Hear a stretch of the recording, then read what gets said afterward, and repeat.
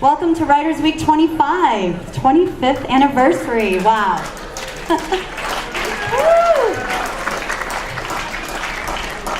First, a very major important thank you to Mr. Anderson and Mrs. Eng for making this day possible. They're why we are standing here today and this week. A very special thank you to Viking boosters and your parents who this would not be possible without their support. Thank you to your teachers for bringing you here today. If you want to take the time to thank them, turn to them and give them a little thank you, a little shout out. Woo! And thank you, students. Turn to each other and tell each other how awesome you are. Thank you for sharing today. Woo! All right.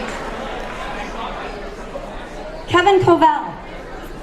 Speaking of Writers Week, 25th anniversary, he has been here before. He's a poet and a community builder.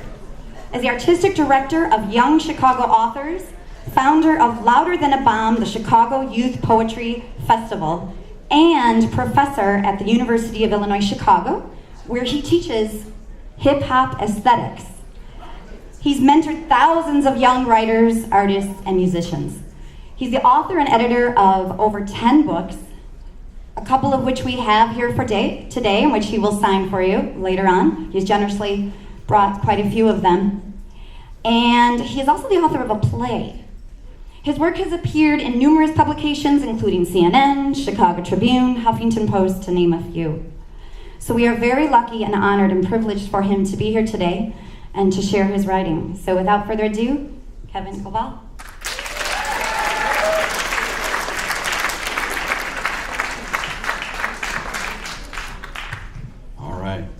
Hey, good afternoon, and thank you for having me. This is, I've been here before, but it's been a minute, and I'm excited to share time with you.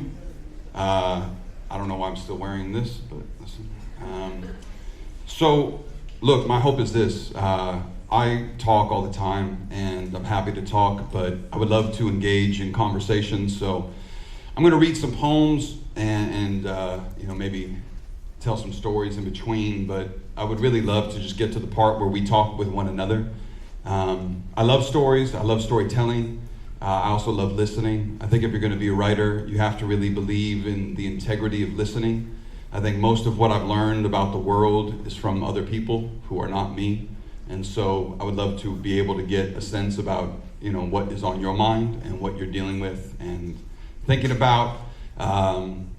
So yeah, you all are all over the board in terms of the age. Are there first year students in the building? You guys are very quiet, otherwise it doesn't matter. Even if there are, you guys are like. Sophomores? Any sophomores in the house? Okay. Yeah. Sophomores are a little bolder. They're like, look, we got handed our ass last year, we're good now. Juniors in the building? Right. you guys are midway through, so you're like, this school is ours. And then seniors?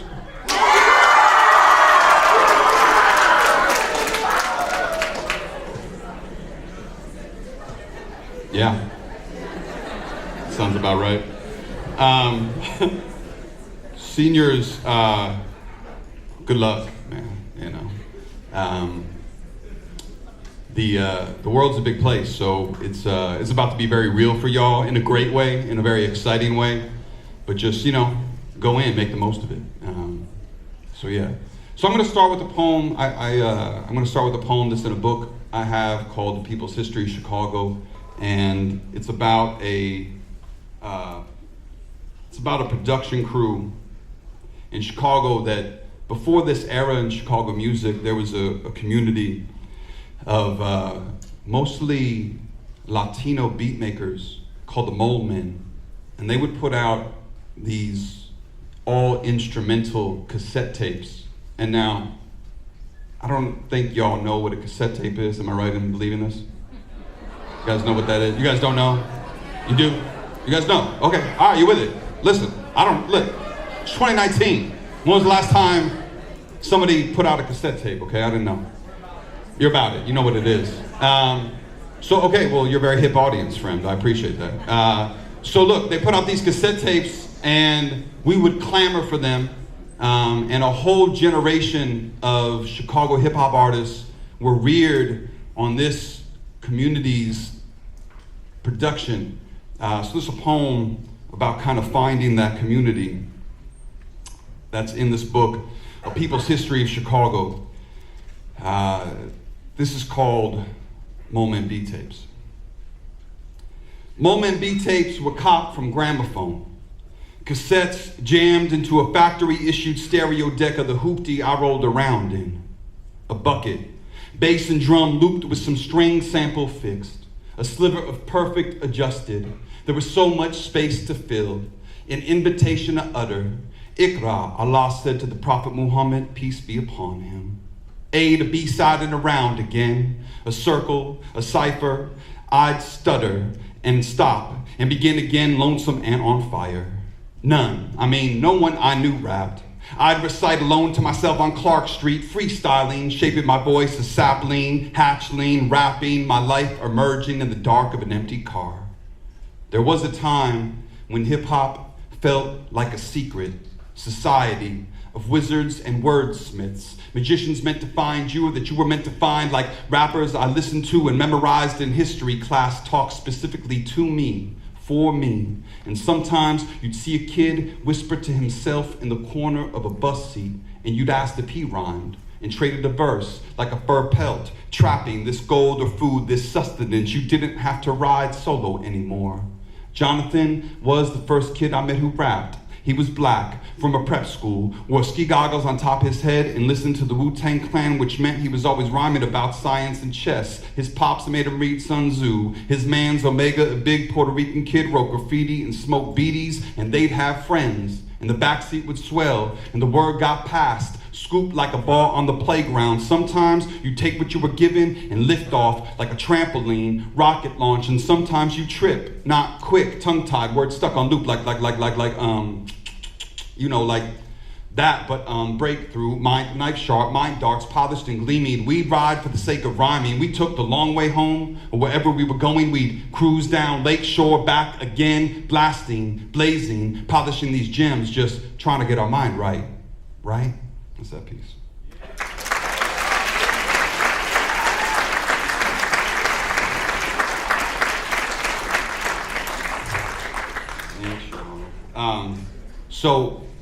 The reason why I wanted to be a poet had everything to do with hip hop. I don't know if who do y'all listen to? 21. 21 just got deported. Yeah,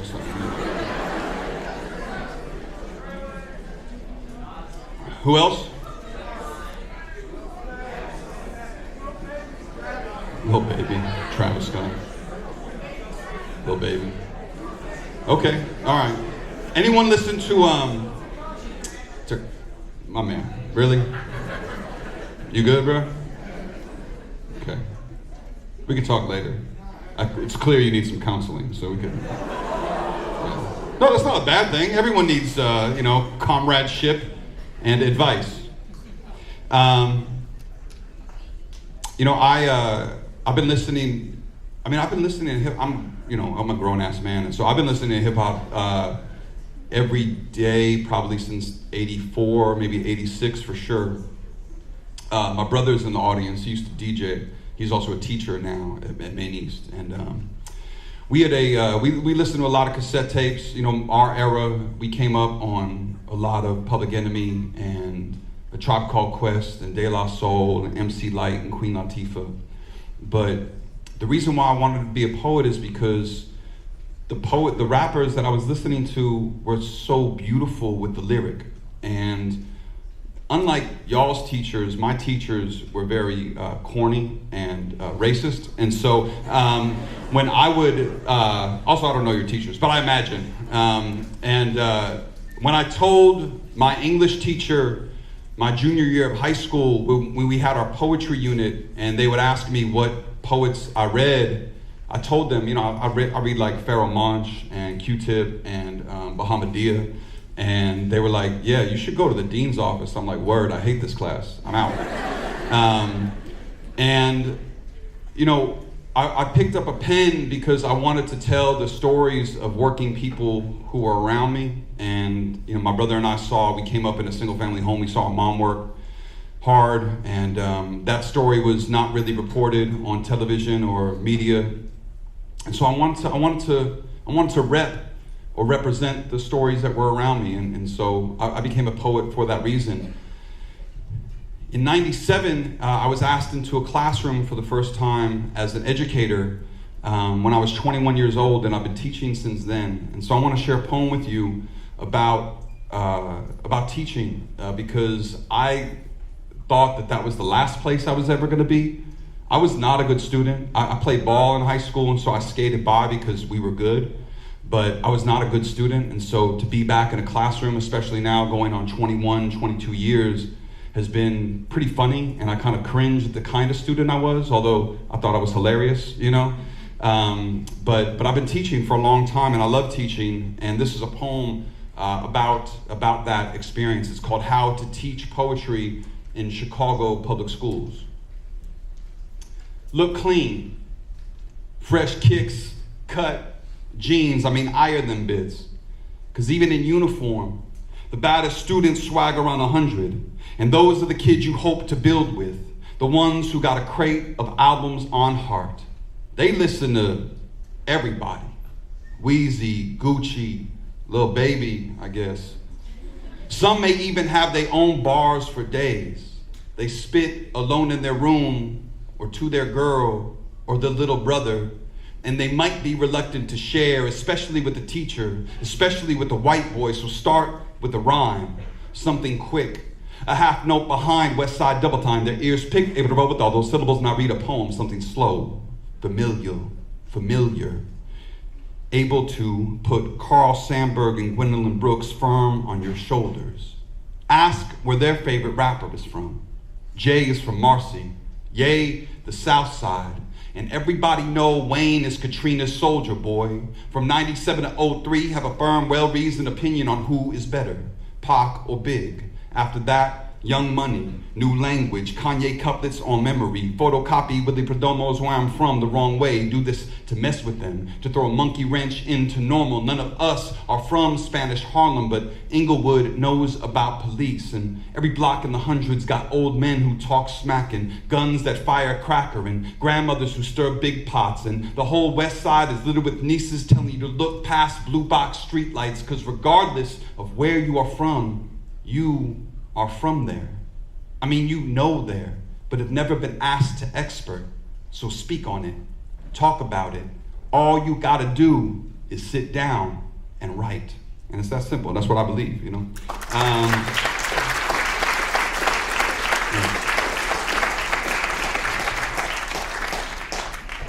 So we're about, in 2 weeks from now, or less than 2 weeks from now, we go into the 19th season of a youth poetry festival that I helped to start called Louder Than a Bomb, the Chicago Youth Poetry Festival. Has anyone ever heard of this festival? 7 of you all, that's fine. Listen, it's only the world's largest youth poetry gathering, but listen, it's fine. And I invite you, this is actually good timing because I invite you to check it out. It is over the course of a month in Chicago. We have 90 events in 4 weeks. There will be this year about 110 teams from all over the Chicagoland area, at least one in every zip code in the city. But there's suburban teams too, and we would love to have friends in the future participate. But come out. Come see this festival. You'll see what young people your age are thinking about, what they're talking about. And I know how many y'all are right. How many people are writers in the room right now? Yeah, no, that's good. That's a lot of y'all, So come here and see what your peers are doing. So look, I write a lot. I write all the time. I wake up in the morning and I work, and my job is to be a writer, and there's no factory that I could go to do that. And so I just discipline myself, in part because of what I learned from athletics, to sit down and do my job. And so for the last, I don't know, I mean, probably since like 94, 95, I've been getting up at the same time, and which is 7:23 in the morning. 7:23 because I'm a neurotic Jew, and also because, Shabbat Shalom, fam, holla, yeah. Hey, Shalom Aleichem, no doubt. Hey, I know we probably are cousins, ultimately, we'll talk about bar mitzvahs later. Yeah, that was what happened? Yeah, they're very lit, yeah. That's the peak of your social life, which is sad given that you age from there. But like 12, 13, you're like, yo, I'm going out every night, you know what I'm saying? It's like, you know what it is. And then 14 hits, you're like, I have literally nowhere to go. But look, I mean, it's fine. But yes, good to see you. I'm glad there's one Jew at least in the building. So we don't have to count, so that'd be weird. That's a different school and time, I hope. But I am happy to see there's some numbers. Yes, okay, okay. Also, if you put it looks like a little hail. Just listen, we're good. What was I saying? The point is, 7:23. I wake up and I write. I do that every morning. I mean, so my hope is, so this is a book, and it's here today. It was my last book that was published. Came out in 2016 or 17, I forget, and 2017 I think it came out. But I have a book in the fall that I want to conclude in talking about. But is it okay if I share with you what I wrote this morning? Is that okay? I've never, it's very raw. Every morning, what I'm working on right now is I'm so old that I'm working on a collection of poems that's my new and selected book, right? I'm so old that I have so many books that they're too heavy for me to bring with me, so I got to put them all in one and then go to readings and be like, okay, this is a lot thinner. So I'm writing the new poems for that new and selected book. And you guys are a hip young audience. It's 2019. You guys have heard of the FaceTime? Have you guys heard of FaceTime? How many of y'all utilize FaceTime on a daily basis? No, it's not like that for y'all?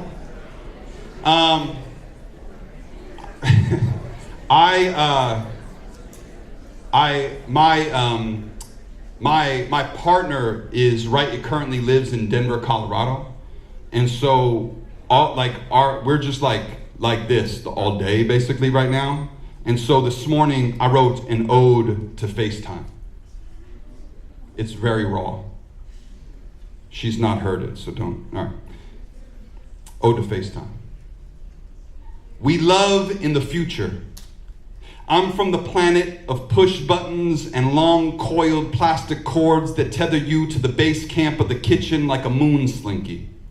My grandparents had a rotary dial, and it would take an hour to hear the voice at the other end of 3 nines. We are instantaneous. Appear as quick as thought arises. We are the Jetsons, a Star Trek enterprise. What is more exciting than the guttural, bass-filled underwater ring that leads me to your face? 1,000 miles away, across an ocean even, I find you still. Every time we are unlimited on unlimited minutes and decent Wi-Fi, which I didn't know stands for wireless fidelity, which I looked up this second while talking to you. I promise to be true with your beautiful face, and I've never been one for anything long distance, but we've had whole ass dates on here, cooked whitefish and fennel and fallen asleep watching each other watch movies we start at the same time. Space travel facilitator. Why, I remember then, I can't touch you. Why can't I touch you? Is there anything as sad as the quick exit ghost beep, road runner's depressed meep when you hit the wrong computer key, then poof, I'm alone again. You are gone. I'm in an empty home all of a sudden. You are not even there, even though you were just there, and we were just crying at some small, stupid mundanity. My eyes still wet, and you have to pee again. And when you are gone, I have to look at myself again in the compact mirror you have just evaporated from, and there is no technological miracle that makes looking at yourself any easier. But before, your face is the small moon I say goodnight to. We lock eyes in screens that connect on the day's triumphs and trivialities. We cheerlead and console 1,000 miles away and fall further into the future in front of each other. You are in the palm of my hand for hours, and it really does feel like we are the only two people on this planet, and the whole world's been made so I may get some time in front of your beautiful face. All right.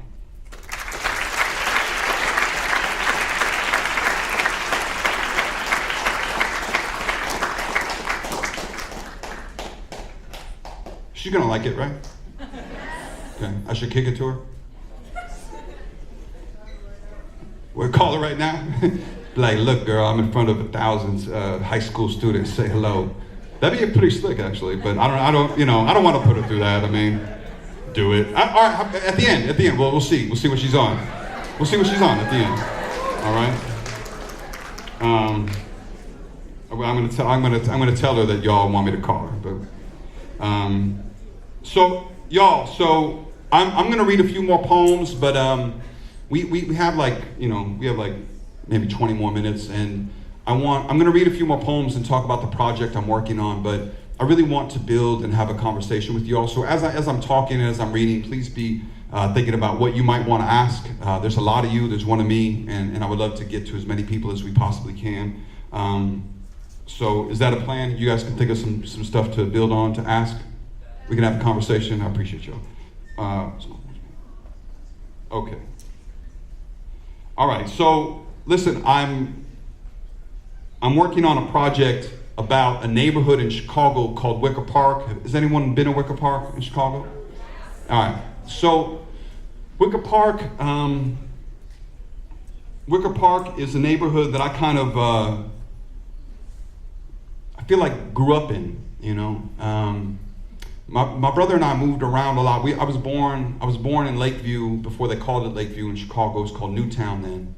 And then we moved to the suburbs. We moved around that area a little bit, and then we moved to the suburbs. My brother and I grew up in Northbrook, and we moved a lot in Northbrook. And then I played basketball. I played basketball overseas for a little while in Wales, and then I came back to Chicago in '94, '95, and moved right into Wicker Park. And Wicker Park was a neighborhood that was changing at the time. And for me, it was the neighborhood and an area that I found an artistic community in that really reared me to become the kind of artist and the kind of poet and teacher and educator that I've become in some ways. And so this book that I'm working on that comes out in the fall is called Everything Must Go, The Life and Death of an American Neighborhood. And it's a graphic novel of poems. It's illustrated by my buddy. Langston Alston. And so when the book comes out, maybe I could come back and do something with y'all with it, and maybe Langston too. But I want to read a few of the poems. It's really portraits and memories about the folks who are no longer there, because we're 20 years plus years removed from that time. The book is kind of 1994 to 2001, but everyone I know from that neighborhood is gone. Like, they've been removed because of socioeconomics, or they've moved out of the city for the same reason. They've been pushed out of the neighborhood, or they've been arrested or killed. And so the neighborhood looks very differently now. Although, Young Chicago Authors, the nonprofit youth literary organization that runs Louder Than a Bomb, that I'm the artistic director for, we're still housed in that neighborhood. And so we've been privy, to see that change. And change is inevitable, and change is good. And I also think when spaces change, we also have to wrestle with some of the tough questions about what kind of city and space, public place, do we want to live in. And so I'm going to read a few of the poems and then open it up to chat with you guys. This is a poem about my buddy, Rudy. And it's just a little portrait. Rudy was a sailor. 2 tours in the first Gulf War, a cast-off. After we met, I saw him everywhere. He's well loved on Milwaukee Ave and seems to work at half the restaurants. He could get you anything you ever wanted.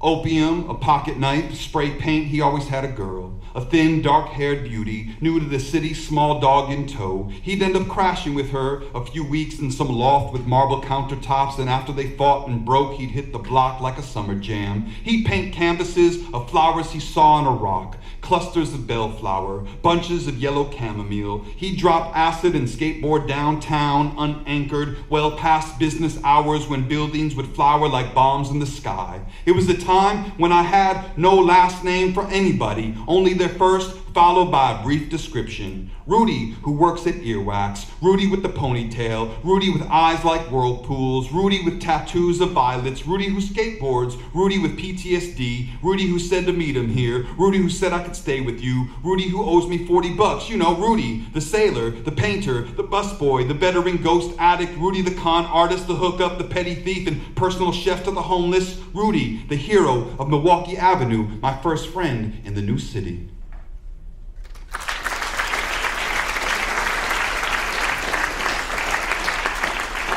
Thanks, y'all. So I'm gonna read. I think one more poem. This, and then we'll see how we do. But this is the eponymous poem, meaning the title poem of the collection. And part of what I wanted to do, and part of, you know, when you're writing is a relatively isolating act. I mean, you write ultimately kind of by yourself. But that doesn't mean that the writer is away from other people. And I think that sometimes there's a myth about the artistic process, that you have to wait for inspiration to hit you alone atop on a mountain, and you have to be surrounded by, like, you know, ivy or I don't know what happens. But you know, that you have to be removed from a community. And I think that that is actually antithetical to how art is created. I think art exists in conversation with the community. And so if you are all interested in being an artist, I would say start with the people around you and start to get constructive, critical, good feedback from them about your art. My creative community has made me and pushed me to be a better and better artist each time out. And when I write, I'm writing about and for and from my perspective, but I feel like I'm also trying to communicate to the people around me in clearer and clearer ways. And so I sometimes write in the I, and I often write in the we. And I'm fascinated by that shift and the liminal space between I and we, and how sometimes your voice is also representative of so much more than just you. And so this last poem in the book is the eponymous poem, the title poem of the book, called Everything Must Go. And I tried to account for a lot of the people that I knew who, for a number of reasons, don't have the opportunity to speak because they aren't here or for whatever reason. Everything must go. We're looking for work. Looking to move out our parents' crib, to afford some affordable housing, a 3-bedroom with 5 people, something to imagine a life of our own making. We're 18 and 22, living for the first time with roommates not our blood. We're from the neighborhood, and the one over. This one's over. Our parents split and moved to the burbs. Our auntie lives out west. We work at the new restaurant your boss just ate at. We sold his kids weed out back. We boost and rack and claim our sister's kid on our income tax. We live with our producer, our girl's girl, a giant loft of squatters, our shit in a bag. We got the gall to think there's something different than life intended. We're tired of working at the bank or grocer or business our parents moved here for. We drink what the elders left, 7 and 7s, gin and tonics, old turkey and old hats. We're new birds trying to fly. We drop shit like pigeons damn near daily. Styles, projects, habits, visions of what it is and what it could be. We're making it up. We mash up records and tongues. We mess up damn near daily. We step on E with speed to meet Molly. We out here styling, glammed up, rough-necked, Timbs and roller skates. We house, we rave, we spend whole afternoons blunted watching cartoons for aesthetic clues. We know the names of everyone who works the corner store. We're here to stay until the landlord says everything must go. Thank you.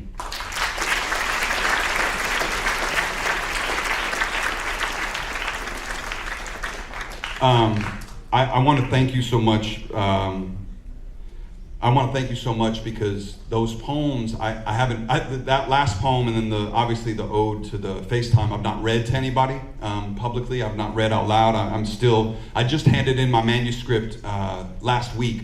And so, these poems are very new, and it's a necessity and a privilege to be able to read them, and I'm happy to read them with you. So thank you so much for that. So y'all, hey, what's up? What's on your mind? I would love to chat and begin with some questions. So if you have a question, maybe just raise your hand, and yeah, please. Oh man, the lighting staff, the house is on it. Thank you. Yeah.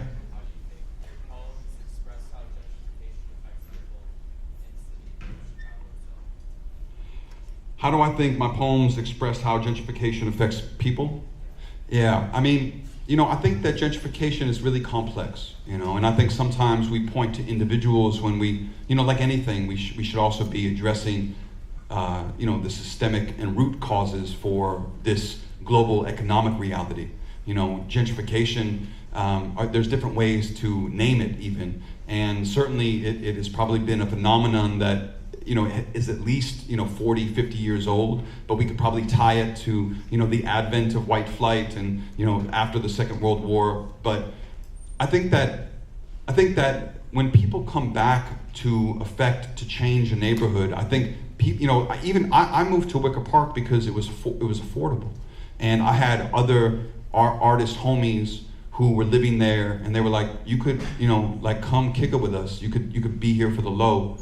And so unknowingly, I also was a participant in gentrification, as so many people are, knowingly or unknowingly. And I think the questions that we have to ask is, what kind of spaces do we want to live in as a culture, as a society?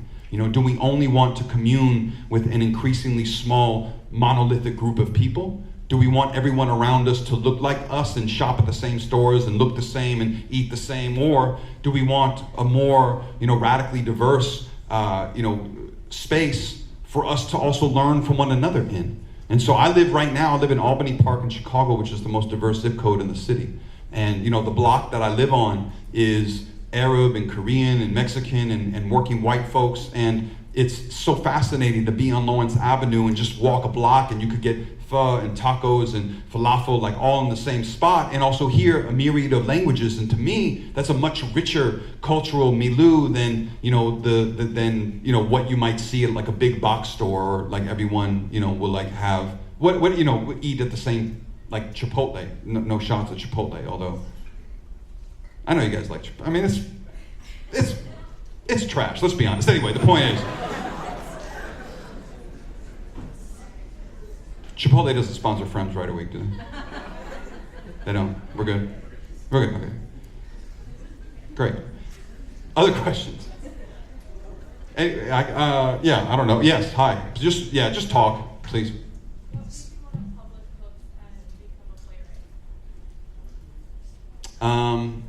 What made me want to publish books and become a playwright? So, I think that there are two books of poems that I read that really helped me think about writing a book of poems. The first is Cornelius Eady's Brutal Imagination, which is, Cornelius Eady is incredible. This is a book where he imagines a fictitious character in American history. There was a white woman in South Carolina named Susan Smith who did a horrendous act and blamed it on a fictitious black man. And Cornelius Eady takes on the persona of this character and writes a book from that perspective of someone who doesn't exist. And it's a book of poems, but it read to me like a novel. And so I felt like I wanted to write books of poems like that were thematically consistent over the course of the entirety of the pages. And then Martina Spada's Imagine the Angels of Bread is another book that influenced me to think similarly. And so once I read those two books, I had a conception of how I wanted to put together books of poems. I've been lucky enough to then publish.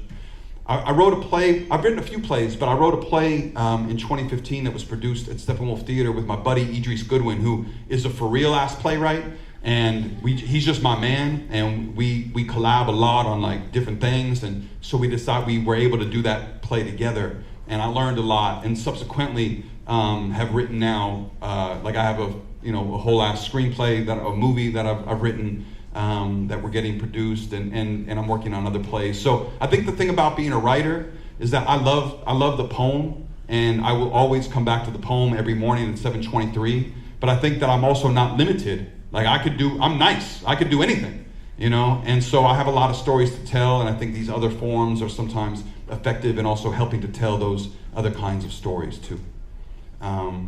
Yeah. What other questions, Joe? Favorite song by A Tribe Called Quest. This is a good question. Well, I think this is also nostalgia, but on Low End Theory, they have a song called Check the Rhyme, and if you've seen the video, the visual for it is really beautiful. They're up on stores off of Linden Boulevard in Queens, and as a kid, my brother and I would E, where you at? E, you would be Fife, right, and I'd be Tip, and we would do there's a little call and response that we would do, and I think we imagined ourselves as those characters, and so in terms of nostalgia, I feel like that's my favorite Tribe song. But I also think Low End is like a superior album to Electric Relaxation, or to the War Tour, I should say. That's the name. Midnight Marauders. That's the album I'm thinking about. But that's that's like a old head opinion. I don't know. I like the production on that. Tip had a lot of production on that. I thought was strong. Do you listen to Tribe? Yeah, that's fair. It's updated, but I miss Fife. What's your favorite song? Yeah, it is.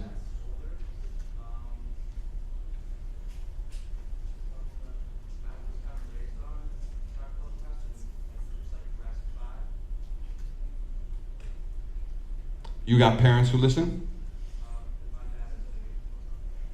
That's really dope, man. That's really dope. I think I don't have any kids. I'm pretty sure, and no,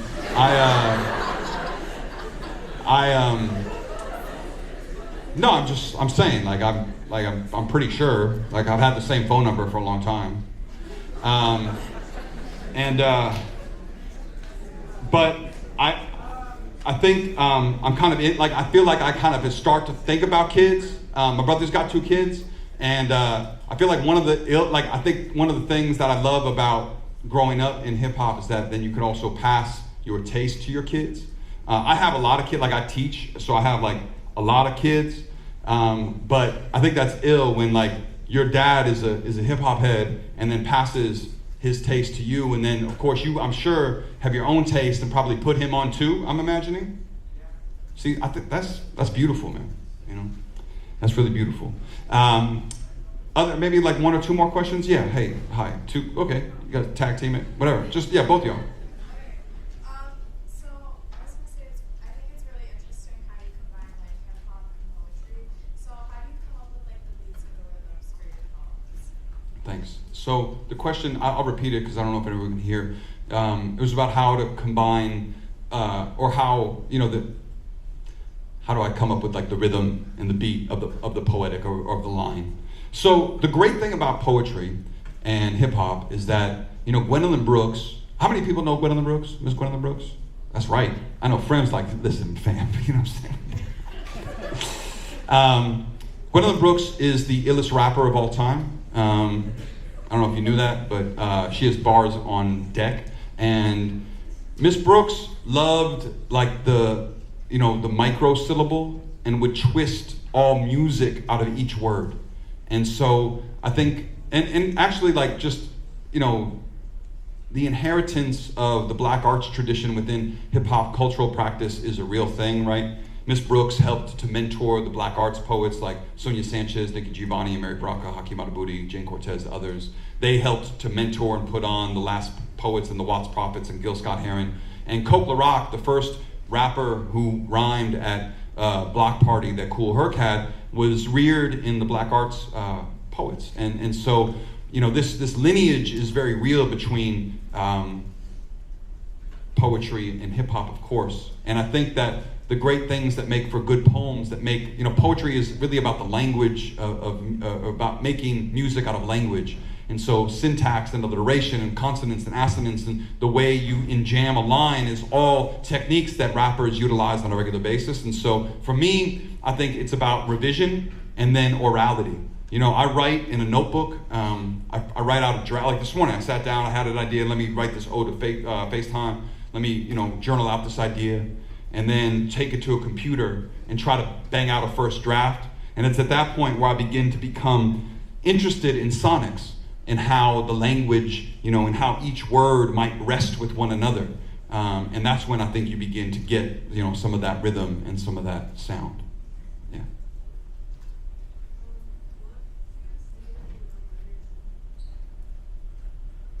Say one more time.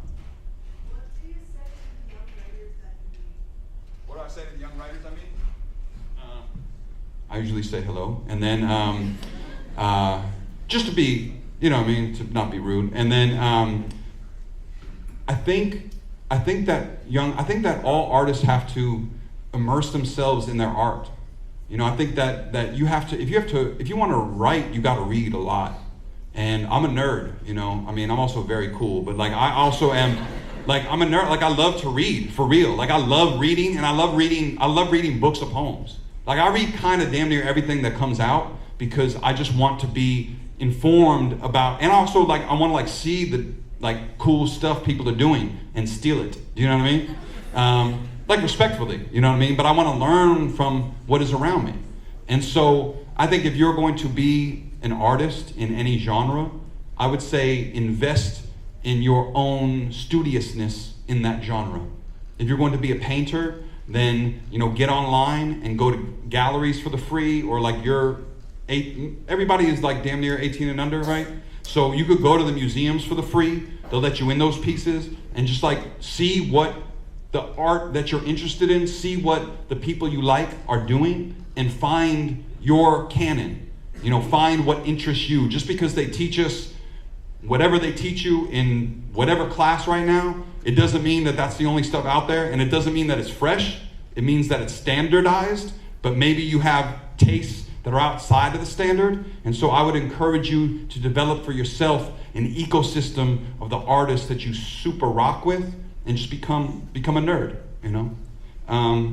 Y'all, should I call homegirl real quick? Just see what she's talking about? We have a few more minutes. 3 more minutes? Okay, we'll see if we can get her on the phone. But I want to encourage y'all to do a few things.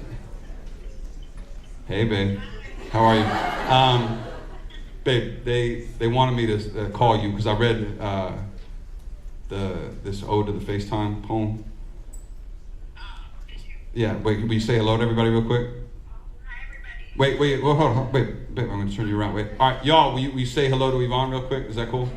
All right, hold on. All right. Hi, guys. All right, babe, I'll give you a shot later. All right, you look good though. All right. You always gotta be slick, y'all. Never forget that. If there's one thing I can impart today. All right, thank you guys so much. I appreciate that.